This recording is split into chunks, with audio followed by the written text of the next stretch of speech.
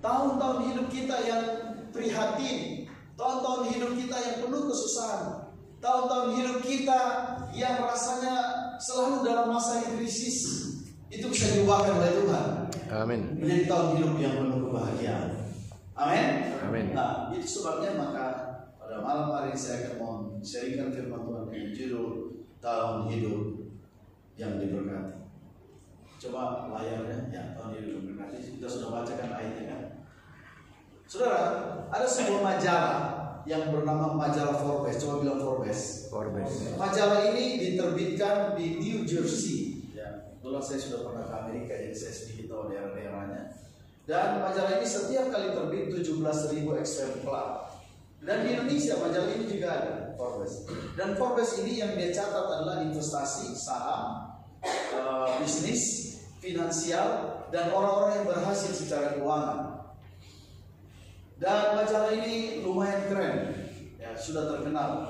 Dan menurut majalah ini orang-orang yang berhasil, yang kaya di dunia itu dia memberikan rating setiap tahun. Tahun ini orang yang terkaya di dunia bernama Elon Musk. Coba, nah, Elon Musk ini yang punya Tesla dan punya internet yang terbaru itu yang biar di Papua, biar di Kalimantan bisa dapat telepon. Ya, tahu mereka ada yang tahu namanya? Starlink. Ya, biarpun di hutan bisa berteleponan, cuma harganya mahal, ya kan? Dia punya. Nah, dia punya kekayaan itu 392,1 miliar dolar Amerika, US dollar. Kalau dirupiahkan 6.125 triliun. 1 triliun itu 1.000 juta. 1.000 miliar. 1.000 miliar. Saya 1 miliar aja nggak punya, apalagi 1 miliar. Dia punya 6.000 triliun. 6.000 miliar berarti.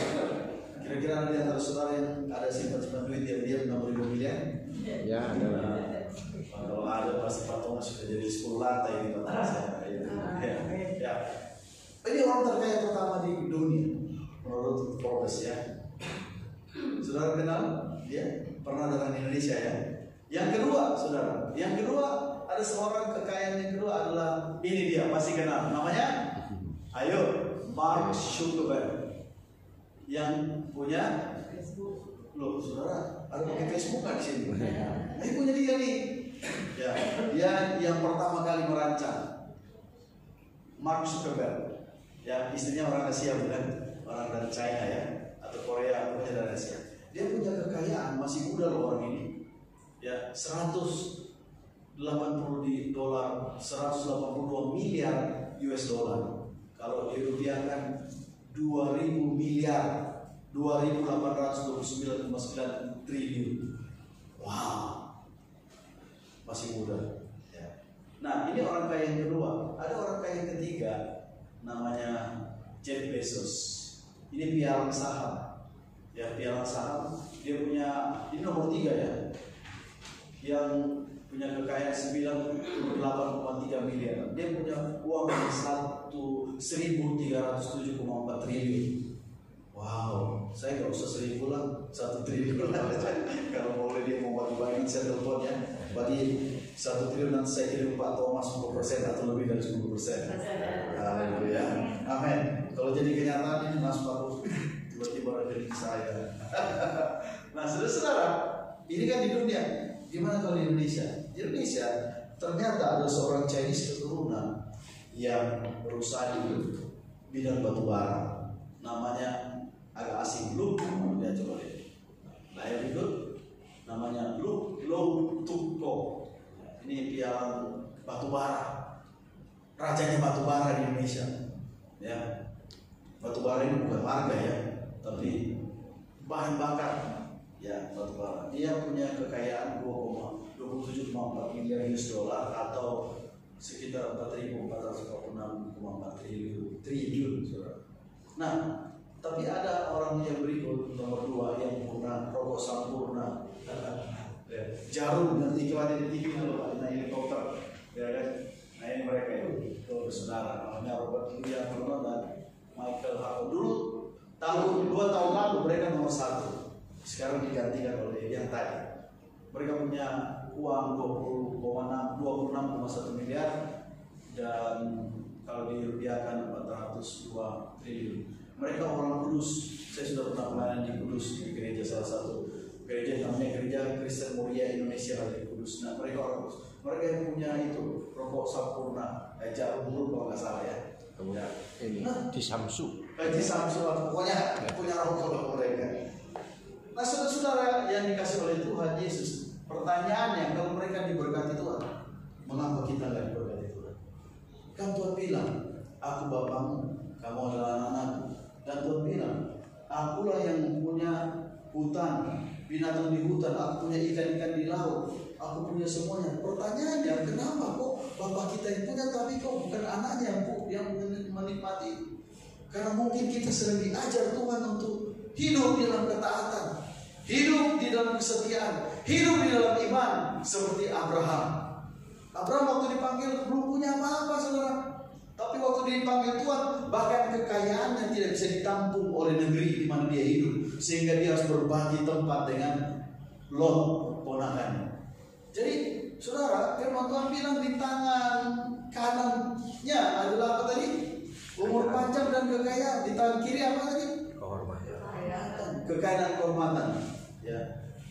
Pertanyaannya yang harus kita bahas, bagaimana sih kita bisa, kalau bisa mendapatkan berkat-berkat kekayaan sehingga tahun hidup kita diberkati. Nah, ini yang kita share. Lain berikut, bagaimana memiliki tahun hidup yang diberkati? Tuhan, tolonglah agar tahun hidupku, tahun hidup yang diberkati, setara menggantikan tahun-tahun hidup penuh penderitaan dan krisis. Kalau saudara mendengar firman Tuhan ini, saudara lakukan, saudara akan diberkati. Yang pertama, saudara, kunci untuk mendapatkan tahun hidup yang diberkati, pertama itu bergantung dari sikap dan hubungan kita yang kita bangun dengan Tuhan. Hubungan yang kita bangun dengan Tuhan itu sangat menentukan apakah tahun hidup kita menjadi tahun hidup yang diberkati. Hubungan yang kita bangun dengan Tuhan akan sangat menentukan sikap dan hati dan hubungan kita dengan Tuhan. Sikap hati kita dan hubungan itu akan menentukan apakah bulan-bulan kehidupan kita bulan-bulan yang diberkati. Apakah minggu-minggu kehidupan kita menjadi minggu-minggu yang diberkati. Apakah hari-hari kehidupan kita akan menjadi hari-hari yang diberkati. Apakah waktu demi waktu yang kita jalani dalam kehidupan selama kita bisa menarik nafas menjadi hari dan waktu bulan minggu yang diberkati. Tergantung hubungan kita dan sikap hati kita dalam berhubungan dengan Tuhan. Amin. Yang pertama, saudara, kalau saya melihat di dalam ayat ini sangat jelas bahwa yang pertama kuncinya Ishak bergaul erat dengan Allah. Pergaulan yang erat dengan Allah. Kita baca ya, lanjut ya. Tadi sampai di mana? Ayat 12 ya. Saya akan baca ayat lanjutnya. Dan orang ini siapa? Ishak ya. Dan ingat, tahun itu tahun apa? Tadi? Tahun kelaparan, tahun krisis, tahun bencana, tahun kekeringan. Maka menaburlah Ishak di tanah itu dalam tahun yang sama. Ia mendapat hasil 100 kali lipat, sebab ia diberkati. Bagi Tuhan tidak ada masalah krisis. Tuhan tidak diatur oleh masa musim dan oleh keadaan. Tuhan yang mengatur keadaan, dan orang yang percaya kepada Tuhan, dia tidak dikendalikan oleh keadaan, tapi dia mengendalikan keadaan. Amin. Nah, saudara-saudara, di sini dikatakan dan orang itu menjadi kaya, bahkan kian lama kian kaya sehingga menjadi sangat kaya. Wow, Ishak menjadi kaya, kian lama kian kaya dan sangat kaya. Ia mempunyai kumpulan kambing dan domba dan lembu sapi serta banyak anak buah, sehingga orang Filistin itu cemburu kepadanya karena dia tinggal sebagai orang asing. Segala sumur yang digali di zaman Abraham ayahnya oleh hamba-hambanya telah ditutup oleh orang-orang Filistin dan ditimbun dengan tanah yang cemburu kepadanya ya. Lalu kata Abimelek kepada Ishak, pergilah dari tengah-tengah kami, sebab engkau telah menjadi jauh lebih berkuasa daripada kami. Jadi pergilah Ishak dari situ dan berkemah ia di lembah Gerar, dan ia menetap di situ. Kemudian Ishak menggali kembali sumur-sumur yang digali pada zaman atau dalam zaman Abraham ayahnya, dan yang telah ditutup oleh orang Filistin sesudah Abraham mati. Disebutkannya nama-nama sumur itu menurut nama-nama yang telah diberikan oleh ayahnya. Ketika hamba-hamba Ishak menggali lembah itu, mereka mendapati di situ mata air yang berbual menggual airnya, banyak, berlimpah. Lalu bertengkarlah para gembala Gerar dengan para gembala Ishak. Kata mereka, air ini kepunyaan kami. Dan Ishak menamai sumur itu Esek, karena mereka bertengkar dengan dia di sana. Kemudian mereka menggali sumur yang lain, dan mereka bertengkar juga tentang itu. Maka Ishak menamai sumur itu Sitna. Ia pindah dari situ dan menggali sumur lain lagi. Tetapi tentang sumur ini mereka tidak bertengkar. Sumur itu dinamainya Rehoboth. Dan ia berkata, sekarang Tuhan telah memberikan kelonggaran kepada kita sehingga kita dapat beranak cucu di negeri ini. Dari situ ia pergi ke Berseba. Lalu pada malam itu Tuhan menampakkan diri kepada Firman dan serta berfirman, Akulah Allah ayahmu Abraham. Janganlah takut, sebab aku menyertai kau. Aku akan memberkati kau dan membuat banyak keturunanmu karena Abraham hamba-Ku itu. Saudara, yang pertama, kunci kita diberkati dalam kehidupan pribadi, pelayanan, adalah kita harus bergaul erat dengan Allah. Kenapa saya katakan demikian? Kalau saudara atau Bapak Ibu saudara-saudari membaca, malam itu Tuhan menampakkan diri kepada serta berfirman, Akulah Allah ayah Abraham nyata. Betul? Berarti Allah dekat dengan Ishak, Ishak dekat dengan Allah. Saya mau tanya, berapa banyak di sini yang katanya anak Tuhan? Coba angkat tangan, anak Tuhan, yang anak itu jangan. Takut ada penyusup ya. Oh, semua anak Tuhan ya. Berarti Bapak kita Tuhan, betul? Ya. Saya mau tanya, sudah berapa banyak yang lihat foto dari Bapak kita? Ada yang pernah lihat foto Tuhan Yesus? Ada atau bertemu dengan Tuhan Yesus? Katanya, oh pernah ya, ada satu Bapak. Wah, Bapak ini orang yang diberkati. Cuma satu, yang lain nggak pernah ketemu Tuhannya. Katanya tadi anak Tuhan. Kalau saya sering ketemu Tuhan, saya lihat foto Tuhan banyak di gereja itu. Ya. Saudara, artinya kalau Allah mengizinkan Ishak melihat, berdialog, berbicara, itu tidak lain dan tidak bukan berarti Ishak bergaul dekat dengan Tuhan. Betul ya? Tiba-tiba saudara Niko lagi tidur kan, pas malam, ada Tuhan. Niko, kamu selesaikan studimu, ya, jangan pacaran dulu. Ya, nanti akan kubuat engkau menjadi pembala yang berhasil, dosen. Kau akan punya umat ribuan, begitu kan? Kalau sampai begitu, senang nggak kira-kira? Senang banget kan? Ya. Bisa nggak itu terjadi? Bisa. Tergantung apa? Kalau kita dekat dengan Tuhan. Persalahannya kita hanya mengetahui Tuhan dari ilmu, dari teologi, dari orang lain. Kita hanya mendengar Tuhan dari pengajaran. Kita harus berkata seperti ada ayat di firman, dulu aku hanya mendengar dari perkataan orang, tapi sekarang telah aku lihat Engkau hadir ya Tuhan. Tuhan itu bukan hanya di kepala, di otak, tapi Tuhan itu harus menjadi suatu pengalaman. Kita bergaul erat dengan Tuhan. Ya kan? Amin. Amin. Jadi kunci yang pertama, kita harus bergaul erat dengan Allah. Kita harus bergaul erat dengan Tuhan. Kata Allah itu sebenarnya dari bahasa Aram atau bahasa Arab. Nah, namun sebelum orang Arab memakai kata Allah, orang Kristen sudah menggunakan lebih dahulu. Ya, kalau ditelusuri dari etimologi asal usul kata Arab. Kebetulan saya mengajar Arab bahasa, saya mengajar Islamologi. Ya, jadi saya paham sedikit tentang Arab. Saudara-saudara, dan orang yang menggunakan kata Arab nggak pernah kata Allah nggak pernah dikutuk Tuhan ya, selama ini ya. Di mana-mana saya lihat ya. Tapi itu tergantung pemahaman kita. Saudara, Tuhan yang maha besar, Tuhan yang transenden. Transenden artinya dia di luar daripada bumi ini. Tapi Tuhan itu juga menjadi Tuhan yang imanen, yang ada dalam diri kita. Ada di dalam saya, coba katakan ada di dalam saya. Melalui Roh Kudusnya. Dan kita perlu memelihara hubungan dengan Tuhan. Bukan hanya perlu Tuhan kalau lagi sakit, bukan hanya perlu Tuhan kalau lagi ada perluan, bukan ada perlu Tuhan kalau bisnis kita lagi gagal atau lagi stres ditinggal pacar, bukan. Tapi pergaulan dengan Tuhan itu perlu. but day by day, setiap hari. Jangan waktu ada pelik, ada persoalan, ada yang kita nggak mampu, baru kita buka nomor teleponnya Tuhan, tolong buat Tuhan, Bapak, tolong. Tidak, saudara, kita harus bergaul dengan Tuhan setiap hari. Coba lihat kiri kanan, wajah dia menampakkan pergaulan dengan Tuhan atau tidak? Kalau orang bergaul dengan Tuhan, wajahnya itu bercahaya.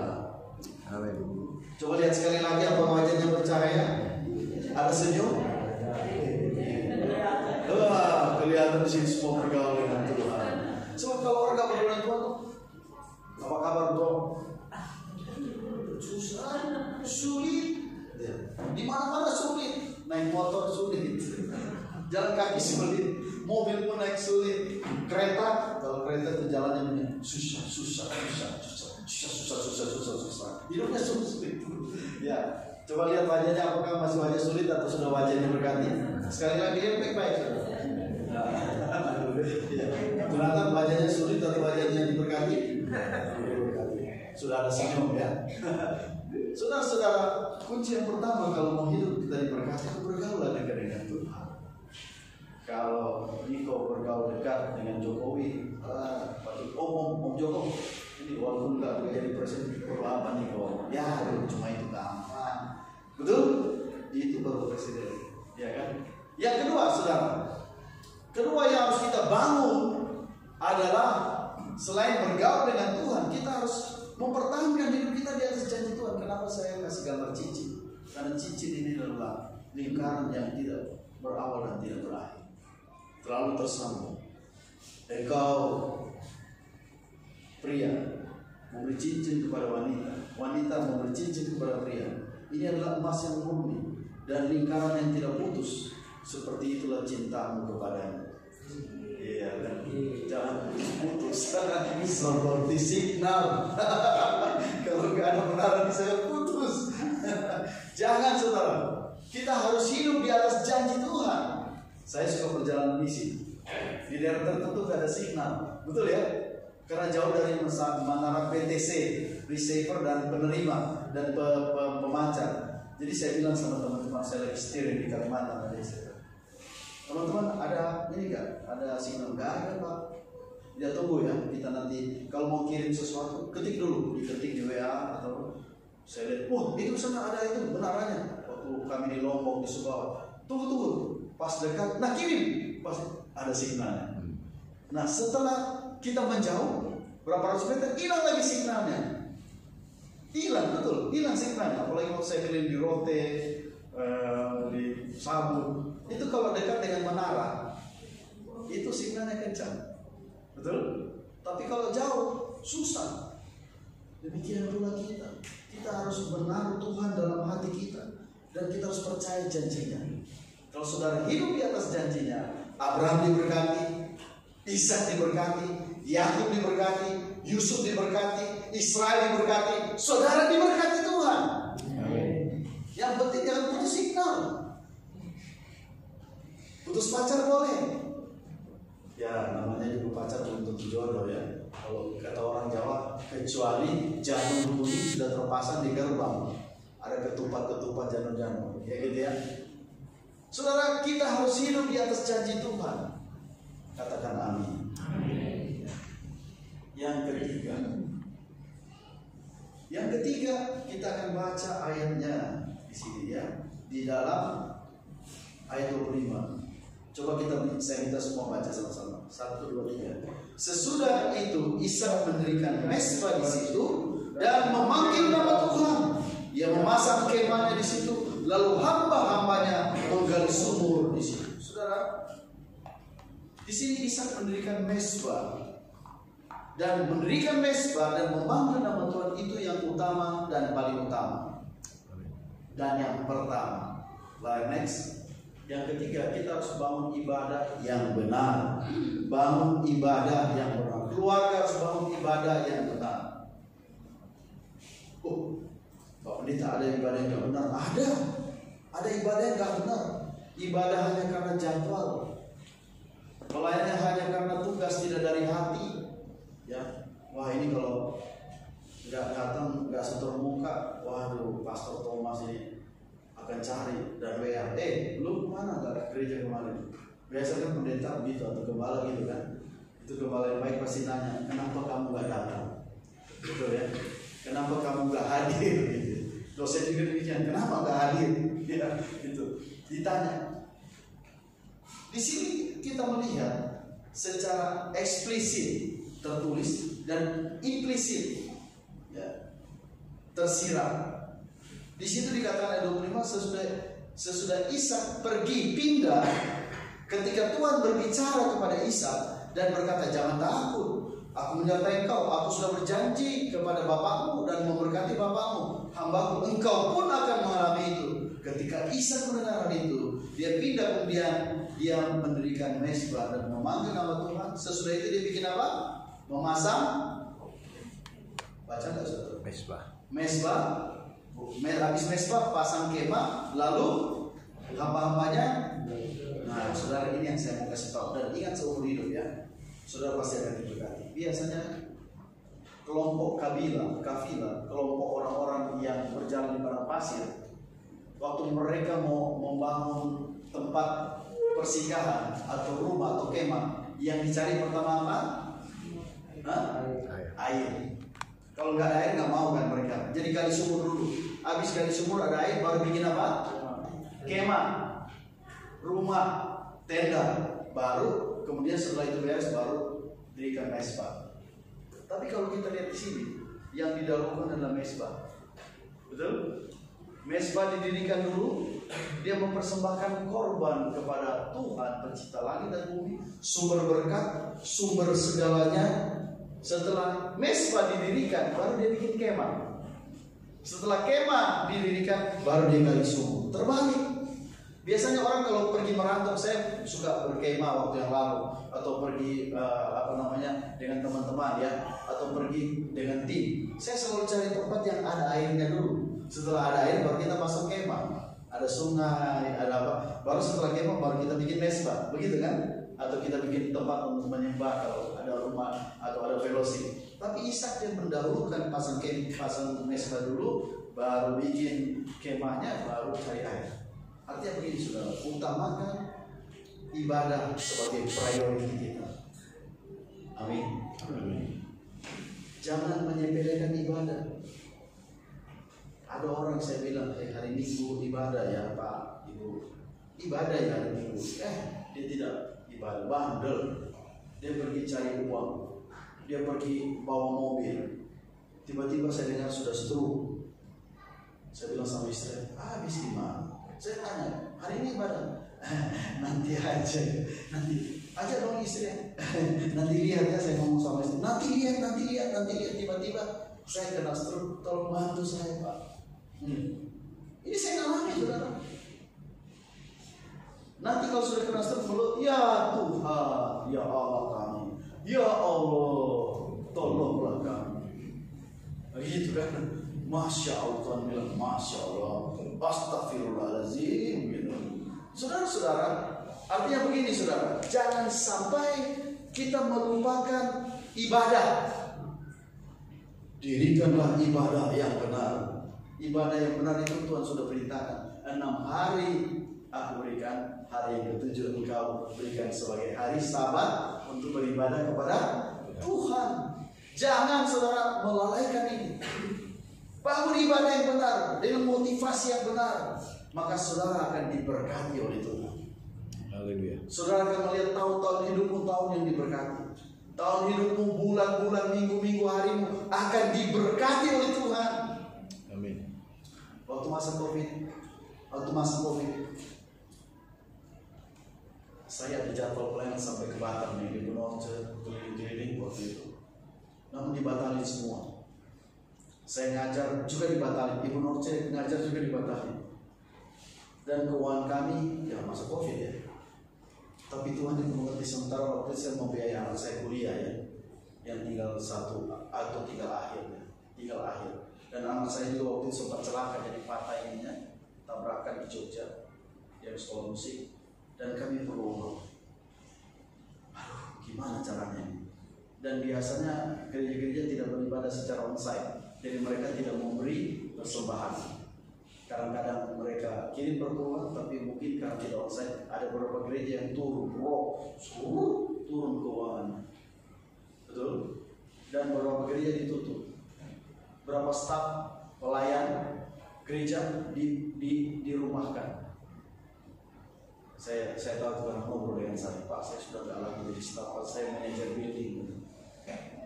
Tapi saudara, Tuhan membiarkan. Satu waktu saya lagi kerja, saya buat kebun. Masa Covid saya buat kebun. Satu lahan kosong di depan rumah saya pinjam dari developer. Saya tanamin singkong 100. Saya tanamin pisang sampai 80 pohon. Saya tanamin ubi merah, saya tanamin macam-macam. Cabai, saya tanamin selama sekolah kan cukup panjang ya, ada 3 tahun ya. Tapi setiap tahun kami pergi pelayan keluar. Setiap tahun, setiap berapa bulan kami keluar ke Sulawesi, ke NTT, kemana-mana. Saudara, satu waktu ada seorang bapak muda datang kepada saya dan bilang, Om, saya perlu Om. Dia parkir mobilnya dan dia bilang begini, Om, Tuhan berbicara di telinga saya. Waktu saya mau keluar dari rumah, pergi ke Pak Roy. Saya nggak percaya, kok bisa Tuhan bicara sama orang ini. Dan Om, saya juga nggak percaya, Om, saya belum pernah mendengar Tuhan berbicara. Saya belum pernah dengar orang Tuhan berbicara. Itu tahun 2002 ya, 2022. Pas Covid lagi tinggi-tinggi. Terus dia tiba-tiba nangis. Oh, waktu saya pikir ini bukan dari Tuhan, saya jalan, tapi tiba-tiba ada suara, pergi ke Pak Roy. Kali ini lebih jelas, bawain uang. Bilang gitu. Ini kan nama kurang. Dan Om, saya belum pernah mengalami kayak gini. Saya dengar suara. Jadi Om, maaf ya Om. Dia sampai cucurkan air mata. Maaf ya Om, saya kasih ini Om. Di amplop tuh Pak. Mari Om, saya pamit. Dia kemudian naik mobilnya, dia pergi.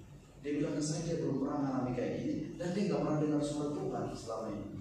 Tapi ini dia dengar, dan tadinya dia pikir ini cuma suara-suara, tapi berulang-ulang jadi dia datang.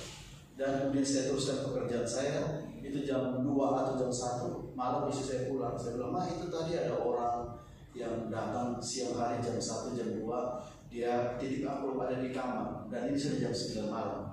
Dan istri saya buka, uangnya dalam tahun berapa? Nggak banyak, nggak sedikit juga, 5 juta. Pada masa Covid. Ada teman saya tidak jumpa, tiba-tiba dia kirim lewat rekening. Terus panggilnya Bro, Bro, saya lihat Bro ada kirim uang. Iya, itu berkat buat saya. Orang Nusa Tenggara Timur bilang berkat. Wah, puji Tuhan. Saya nggak minta, saudara. Tuhan berbicara. Ini istri saya juga tahu siapa yang memberi. Ya, jadi kalau Tuhan kita bergaul, kita pegang janjinya, dan kita bangun ibadah, penghormatan penyembahan kepada Dia yang benar, tahun hidupmu akan jadi tahun hidup yang baik dan diberkati. Saya sudah alami, saya alami. Kami tidak pernah kekurangan. Tuhan selalu menyediakan. Memang kadang-kadang pas butuh, pas ada. Ya, saya bukan miliarder seperti yang tadi, ya. Tapi tidak ada yang mustahil bagi Tuhan. Karena Tuhan ini yang membuka berkat. Tuhan bilang begini, kalau kamu mentaati seluruh perintah dan firman-Ku, ujilah aku akan membukakan tingkap surga. Kata tingkap itu pintu atau jendela. Tuhan akan membuka tingkap atau lapisan dan mencurahkan berkat kepadamu sampai berkelimpahan. Sehingga tidak ada orang Indonesia yang bilang, saya nggak bisa makan. Thomas, tolong Thomas, bawain saya bubur aja atau apa. Karena kita punya Tuhan yang besar. Tuhan itu hidup. Dia maha hadir. Ya, dia maha hadir. Omnipresent. Betul? Dia maha tahu. Omniscience. Dan dia maha kuasa. Apa itu? Mahasiswa. Omni. Apa? Ya. Allah maha kuasa. Ya. Dia maha tahu, dia maha hadir, dan dia maha kuasa. Omnipoten. Ya, dia maha kuasa. Dia punya potensial. Kalau kita percaya kepada Tuhan, kita bangun ibadah yang benar. Kita pegang janji Tuhan. Tuhan mengutus saya tetap percaya janji firman. Dan saya mau bergaul dengan Tuhan. Jangan seperti Simran yang putus-putus. maka Tuhan akan memberkati kita. Dan tahun hidup kita, bulan hidup kita, minggu hidup kita, hari hidup kita, waktu hidup kita menjadi waktu yang penuh berkat. Katakan amin. Mari kita balik berdiri.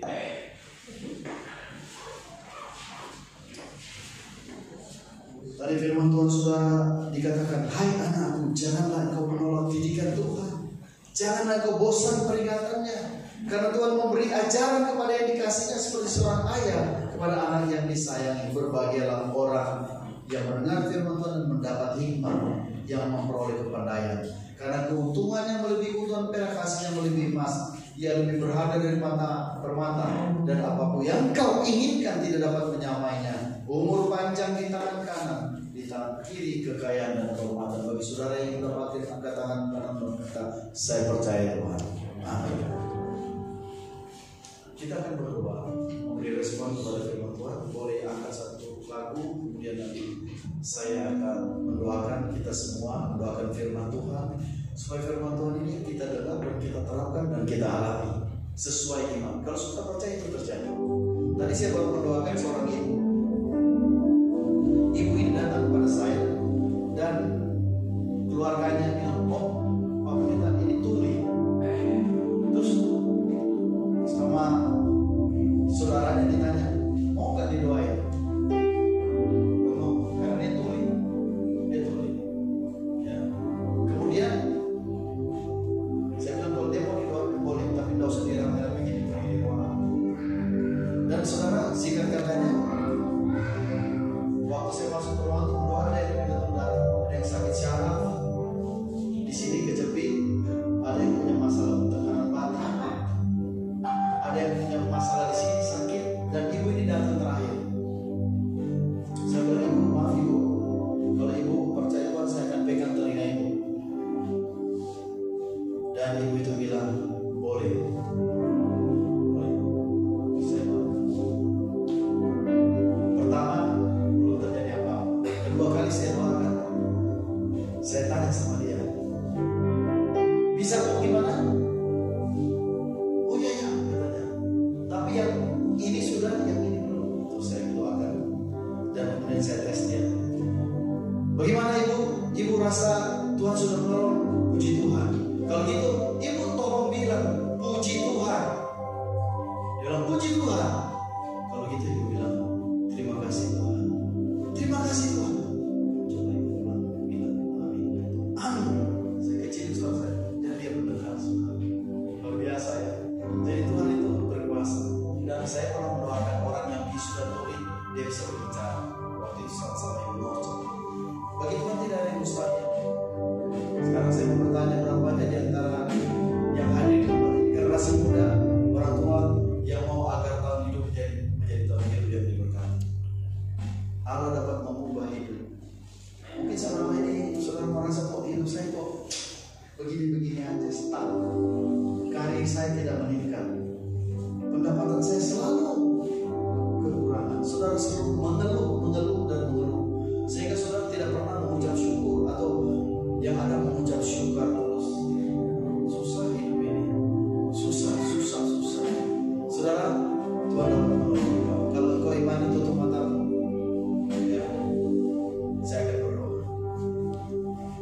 Berapa banyak di antara Bapak Ibu saudara-saudara yang punya impian yang besar dan ingin mendapatkan pertolongan Tuhan? Firman Tuhan bilang begini, kalau firman-Ku di dalam engkau dan engkau di dalam aku, kalau engkau di dalam aku dan aku di dalam engkau, minta apa saja maka aku akan berikan kepadamu.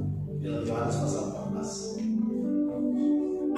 Saudara, Tuhan bisa memberikan. Tuhan tahu ini adalah langkah awal di mana saudara diberkati dengan kelimpahan. Kalau orang lain saja diberkati dan mereka punya uang yang banyak, mereka jadi miliarder, mereka mungkin punya rumah, mereka punya kebun, mereka punya pertanian dan sebagainya, mengapa tidak? Kalau kita bekerja dengan sungguh-sungguh, kita melayani dengan sungguh-sungguh, kita beribadah dengan sungguh-sungguh, mengapa tidak? Tuhan kita Tuhan yang sanggup. Dia dapat memberkati, bahkan dia dapat menyuruh orang menjadi berkat bagi kita. Tuhan akan memberkati buat tangan kita di masa yang sulit, di masa kritis, di masa kelaparan, di masa kekeringan, di masa krisis, di mana Ishak berpikir untuk melarikan diri dari tempat itu, tapi Tuhan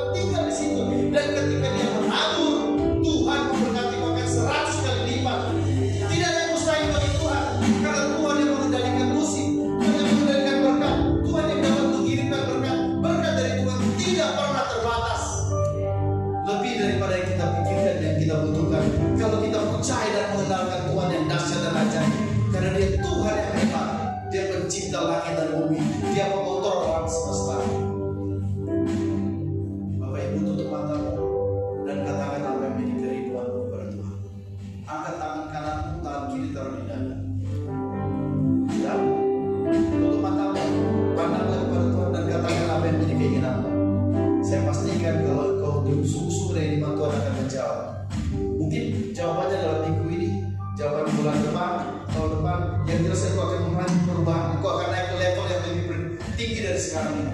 Tuhan akan memberkati dan jadilah sesuai dengan imanmu di dalam nama Yesus.